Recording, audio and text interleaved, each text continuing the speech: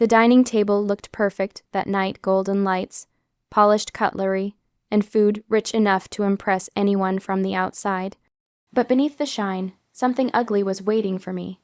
I felt it the moment I sat down, the way conversations paused just a second too long, the way eyes measured me instead of welcoming me. My brother arrived late, as always, but no one complained. When he walked in, confidence followed him like perfume. He kissed my mother's cheek, loosened his tie, and took his seat as if the world already belonged to him. Dinner had barely begun when my mother cleared her throat. "You all know," she said proudly. "My younger son just bought a penthouse, 3 floors, sea-facing." Her voice carried like an announcement meant for applause, and it came claps, smiles, compliments spilling across the table. My brother waved them off modestly, enjoying every second. Then my mother's gaze shifted toward me. "And you," she asked casually, as if she were asking for salt, "when will you finally own something like that?" The room grew quiet, then awkward laughter filled the space. Someone joked, maybe next life. Another laughed a little too loudly. My brother smirked but said nothing. I smiled weakly, staring at my plate. The food suddenly tasted like dust. "I'm doing fine," I said softly. My mother didn't hear me, or chose not to. "You're the elder one," she continued. "People expect more from you, but look at you, still renting. No big house, no big success." Each word landed like a stone on my chest. I wanted to remind her of the nights I worked late so my brother could study abroad. Of the money I quietly sent home when bills piled up. Of the dreams I paused so others could move forward. But none of that mattered at that table. What mattered was a penthouse I didn't own. My uncle chuckled. My cousin avoided my eyes. The laughter returned, louder this time, sharper. I swallowed the humiliation and nodded, pretending it didn't hurt. Inside, something cracked. That night, I realized the cruelest betrayal doesn't come from strangers. It comes from family who measure your worth by what you display, not what you endure. As I sat there, surrounded by laughter that wasn't meant for me, I made a quiet promise to myself. One day, they would understand, and that understanding would hurt more than their laughter ever did. After that dinner, I stopped trying to explain myself. Silence became easier than defending a life no one wanted to understand. I still showed up to family events, still smiled when expected, but something inside me had learned how to step back without leaving. No one noticed the change. They rarely do when they're busy celebrating someone else. My brother's success became a family anthem. Every phone call began with his name. Every gathering turned into another update about his lifestyle. New car, new contacts, new photos posted online.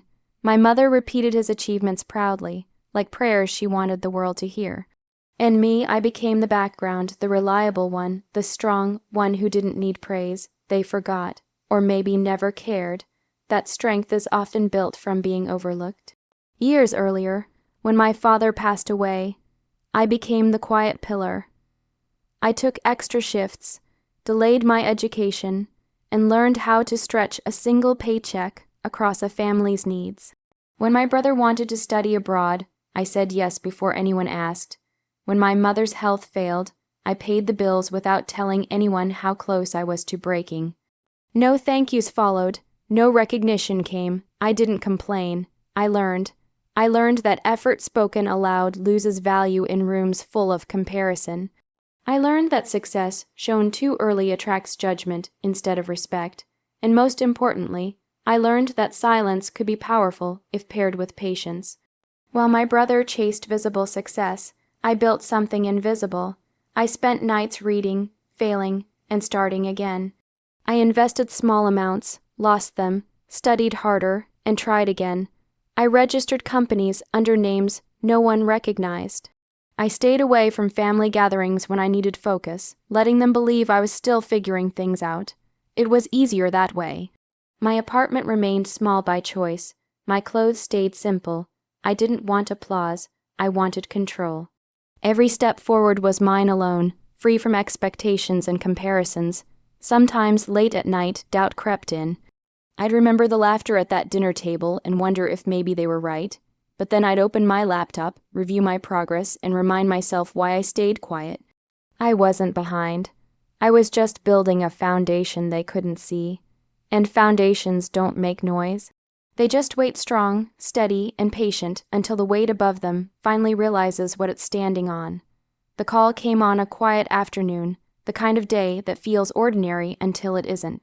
My mother's name lit up my phone, and for a moment I considered letting it ring, not out of anger, just exhaustion. But I answered. Her voice sounded different, softer, uneasy. "Your brother needs help," she said after a pause. "His business partner pulled out. Things are complicated." I almost laughed, not because it was funny, but because life had finally turned the page. The same family that once mocked my simplicity was now searching for stability, and suddenly I was being remembered. "Send me the details," I replied calmly. When the documents arrived, I read them slowly. Each page confirmed what I already knew. The company struggling for survival was one I had invested in quietly years ago. The holding group behind the property development, the one owning the land, the structure, the future, was mine. They didn't know, and that ignorance gave me clarity. I didn't rush to reveal anything. I watched. I listened. My brother called. His confidence cracked for the first time. "Maybe you know someone," he said carefully. "An investor, I'll see," I replied. A family dinner was arranged again, this time under the excuse of discussion.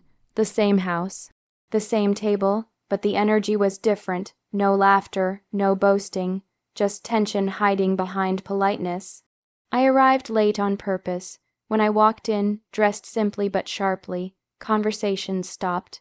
My brother looked up, confusion flickering across his face. My mother studied me as if she were seeing me for the first time.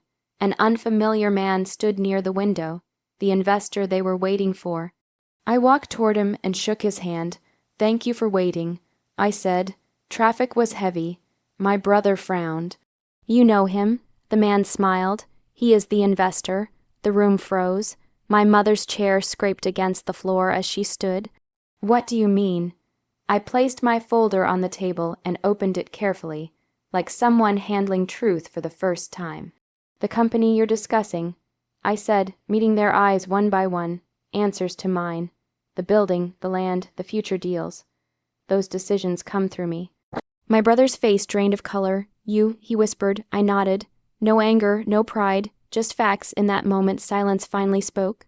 And it spoke louder than their laughter ever had. No one spoke after the truth settled into the room. The silence wasn't empty. It was heavy, full of regret and realization. My brother stared at the documents as if they might change if he looked long enough. My mother's eyes glistened, her pride finally giving way to something fragile.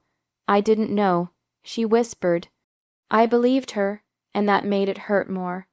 "I never wanted you to know like this," I said gently. "But this is what happens when someone is only seen for what they display, not what they carry." My brother finally looked up.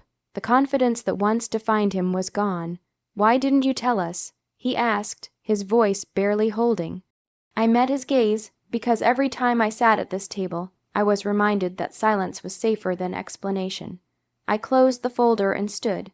"I won't take anything from you," I continued. "The penthouse stays, the business stays. I'm not here to punish anyone." Relief crossed their faces until I finished. "But things will change," I said calmly, "not because I want revenge, but because respect can't exist without truth." I explained the new terms. Fair, professional, firm, no favors hidden behind family ties, no discounts wrapped in guilt, just boundaries. My mother reached for my hand. "I'm sorry," she said. "I compared you when I should have protected you." I squeezed her fingers. "You taught me something valuable," I replied softly. "You taught me how to grow without applause." Tears rolled down her cheeks. That night, I left early. No victory speech, no dramatic exit, just a quiet goodbye. Outside, the city lights reflected off glass towers, penthouse after penthouse, all standing tall. For the first time, I didn't feel small beside them. I realized something then. Success isn't owning the highest floor. It's owning your worth when no one else sees it. Weeks later, my brother called not for help, but to talk. Slowly, the balance shifted. Conversations changed, comparisons disappeared. Respect replaced expectation. And my mother, She stopped asking what I owned. She started asking how I felt. That was the sweetest revenge of all.